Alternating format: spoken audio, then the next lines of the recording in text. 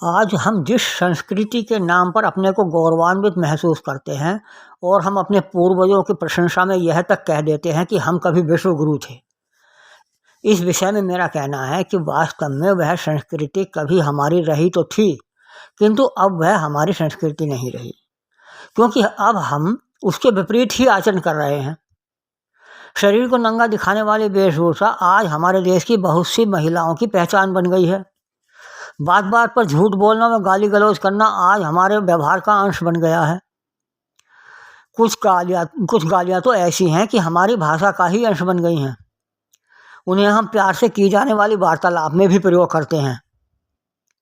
आज आप बाजार में कहीं भी निकल जाइए, उतनी देर में ही आपको रास्ते में इतनी अव्यवस्था व गलत कार्य मिल जाएंगे कि रिक्शा में चलते हुए भी आप उन सबको कागज़ पर नोट नहीं कर सकेंगे।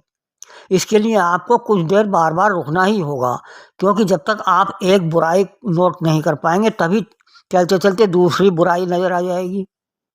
क्योंकि आप देखेंगे कि कोई दुकानदार अपनी दुकान का कूड़ा सड़क पर फेंक रहा है, कोई राहगीर फल खाकर गुठली व छिलके फेंक रहा है, कोई दूसरे से गाली देकर बात कर रहा है, कोई अपना वाहन सड़क के बीच रोक किसी से बात कर रहा है, कोई अपना वाहन सड़क पर खड़ा छोड़कर चला गया है और शॉपिंग कर रहा है।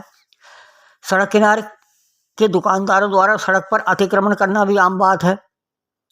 सड़क पर कोई गड्ढा नगर पालिका या बिजली विभाग अथवा टेलीफोन विभाग द्वारा यदि खोदा गया है तो उसे कभी भी काम हो जाने के तुरंत बाद समतल नहीं किया जाएगा। अधिक से अधिक जो मलबा निकाला गया था या मिट्टी वो उसमें डाल दी जाएगी, जो उसके लिए पर्याप्त नहीं होगी और नीची रह जाएगी, समतल नहीं हो पाएगी सड़क। और वो तभी समतल होगा जब वो सड़क कभी दोबारा बनेगी। यह मेरे स्वयं अनुभव की हुई बात है, इसमें कोई अतिशयोक्ति भी नहीं है।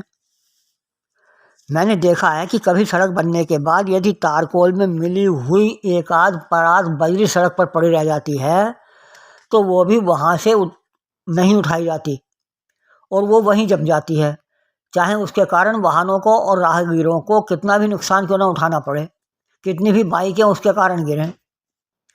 इसी तरह की ना जाने कितनी और खामियां हमारी व्यवस्था में मिल जाएंगी जिनका यहाँ वर्णन नहीं किया जा सकता। क्या इतनी भी नैतिकता की समझ हमारे समाज में नहीं है कि सरकार द्वारा सख्ती किए बिना ही इन आचरणों में सुधार किया जा सके? क्या यही सभ्यता है जिस पर हमें गर्व है?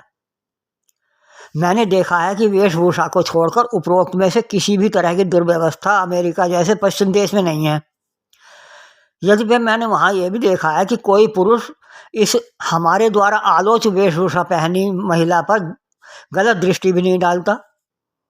वहाँ से हमारे यहाँ आने वाला व्यक्ति यदि यह सब देखेगा तो शायद वो यही सोचेगा कि मैं स्वर्ग जैसे देश से नर्क जैसे देश में आ गया हूँ। हाँ, हम जिस संस्कृति को अपनी कहते हैं वो हमारी बहुत पुरानी संस्कृति है और हम विश्वगुरु थे, किंतु मेरा मानना है कि जिस संस्कृति के कारण हम विश्वगुरु थे वो पहले कभी अवश्य थी, किंतु अब नहीं है।